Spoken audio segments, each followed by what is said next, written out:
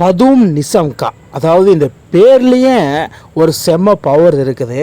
Future star is அரைவடு அப்படிங்கிற மாதிரி தான் ஸ்ரீலங்கா டீமுக்கு ஒருத்தர் அரைவர் ஆகியிருக்கிறாப்புல. அது யாருன்னு பார்க்குறதுக்கு முன்னாடி நம்ம சேனலில் சப்ஸ்கிரைப் பண்ணிக்கோங்க. அவர் என்ன தான் பண்ணார் அப்படிங்கிற மாதிரியும் அதையும் பார்த்துடலாம். ஏன்னா ரீசெண்ட்லின்னு பார்த்தோன்னா இவர் செம்ம பர்ஃபார்மன்ஸை வெளிப்படுத்திட்டு வர்றாப்புல. அது ஜிம்பாப்வேக்கு எதிராக ஃபஸ்ட்டு மேட்ச் 76ம், செகண்ட் மேட்ச்சு ஃபஸ்ட்டு 50 போடுறாப்புல. அதுக்கப்புறம் பெரிய ஒரு சம்பவம் நடந்தது. அதுக்கு முன்னாடி இவர் கன்சிஸ்டன்சி பர்ஃபார்மன்ஸ் அப்படிங்கிறதுக்கு பேர் போனவராக திகழ்கிறாப்புல. ஸ்ரீலங்காவில் பொறுத்த மட்டும் சனத் ஜெயசூர்யா, குமார் சங்ககாரா, திலக்கரத்னே தில்ஷன், மகேல ஜெயவர்தனே இவங்களுக்கு அப்புறமா தொடர்ந்து கன்சிக்யூட்டிவாக அடிக்கிறதுல பதும் நிசாமாவும் இப்போ பெருசாக பேசிட்டு வராங்க. ஏன்னா நேற்று நடந்த செகண்ட் ஓடிஐ ஜிம்பாப்வேக்கு எதிராக தலைவன் டாப்பில் பேட்டிங் பண்ணி ஆன் தி ஃபார்மில் இருந்து ஃபஸ்ட்டு மேட்ச் 76 ரன் அடித்து நான் சதத்தை மிஸ் பண்ணிவிட்டேன், செகண்ட் மேட்ச் நான் அடித்தே தான் தீருவேன் அப்படிங்கிற மாதிரி ஒரு செஞ்சுரியை வெளிப்படுத்தியிருக்கிறாப்புல. இந்த செஞ்சுரியை அடித்தது மூலிமா இவர் கெரியர்லேயே 7th டெஸ்ட்டாக வந்திருக்குது. அதாவது கெரியர்த்தின் உச்சம் அப்படிங்கிற மாதிரி பீக் ஃபார்முமாங்க. அந்த பீக் ஃபார்மில் இப்போதைக்கு வளம் வந்துட்டுருக்கிறாப்புல நம்ம பதும் நிசம்கா.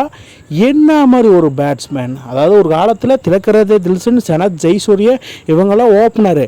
ஆனால் அவங்க ஃபார்மேட்லேயே அந்த ஜாமவான்கள் லிஸ்ட்டில் இந்த மாதிரி ஒரு செஞ்சுரி போடுறதெல்லாம் ஸ்ரீலங்காவுக்கு கிடைத்த வரந்தான் சொல்லுவேன். ஒரு ஃப்யூச்சர் ஸ்டார் ஸ்ரீலங்கா டீமுக்கு ஓப்பனராக அரைவ் ஆகியிருக்கிறாப்புல. என்ன மாதிரி ஒரு எக்ஸம்ப்ளரி ரெக்கார்டு அண்டு பர்ஃபார்மன்ஸ்.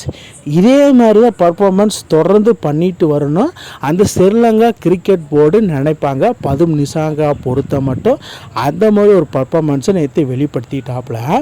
இதில் ஒரு ஆச்சரியமான விஷயம் என்னென்னா, அதாவது செஞ்சுரி அடித்தது மட்டும் இல்லாமல் டீமை சேசிங்கை ஆடிட்டு இருந்தாங்க. டீமை கடைசி வரைக்கும் கொண்டு போய் சேசிங் பண்ணி நம்ம ஃபினிஷ் பண்ணணும்.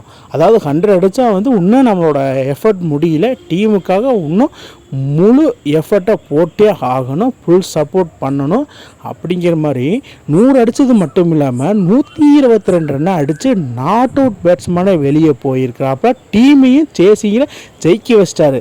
இதன் மூலயமா என்னென்னா Sri Lanka openers with most ODI century லிஸ்ட்டில் ஏட் ஆகிருக்கிறாப்புல. ஏன்னா இப்போ இருக்கிற காலகட்டத்தில் ஸ்ரீலங்கா டீமில் ஓப்பனர் மட்டும் இல்லைங்க, எல்லா 11 பிளேயர்லேயும் இவர் தான் அதிக சதம் அடிச்சிருக்காப்புல. இதுக்கு பின்னாடி குஷால் மெண்டிஸ் இருக்கிற 6 சதத்தோட. ஸோ சனத் ஜெயசூர்யா 28 செஞ்சுரி அடிச்சிருக்கிறாரு. திலக்கரத்னே தில்ஷன் அவர் 21 century, Upul Tharanga 18 century. But Kumar Sangakkara opener இல்லை, ஸோ அவரும் இன்க்ளூட் ஆவார். பட் ஓப்பனர் லிஸ்ட்டு நான் சொல்லிட்டு வரேன். அந்த லிஸ்ட்டில் பதும் நிசம்கா 7 செஞ்சுரி அடித்து இவங்களுக்கு டப்பு கொடுப்பாங்க இவங்க 3 பேர்த்து அப்படிங்கிற மாதிரி உருவெடுத்திருக்காப்புல. மாடர்ன் டே கிரிக்கெட்டில் இந்த மாதிரி பர்ஃபார்மன்ஸ் பண்ணுறதெல்லாம் சகஜம். அது ஜிம்பாப்வே கூட தான் பர்ஃபார்மன்ஸ் பண்ணியிருக்காரு, அப்படியெல்லாம் கிடையாதுங்க. இவர் எல்லாத்தோடையும் செம பர்ஃபார்மன்ஸை வெளிப்படுத்திட்டு வராது. எக்ஸப்ட் இந்தியாவோட மட்டும் இல்லை, ஏன்னா சிராஜ் தூக்கி விட்டுறாப்புல. அதனால் மற்ற எல்லா டீமும் கூட செம பர்ஃபார்மன்ஸ் பண்ணிட்டு வராப்புல பதும் நிசாங்கா. இதே மாதிரி தொடர்ந்து ஆடிட்டே வரணும். மக்களே நீங்கள் சொல்லுங்கள், பதும் நிசாங்கா இந்த மாதிரி அசுத்தரான ஃபார்மை வெளிப்படுத்துறதை நீங்கள் எப்படி பார்க்குறீங்கன்னு கீழே கமெண்ட் பாக்ஸில் கமெண்ட் பண்ணுங்கள்.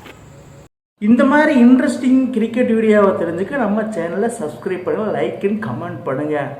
மேலும் மேலும் உங்களுக்கு வீடியோ வந்துகிட்டே இருக்கும்.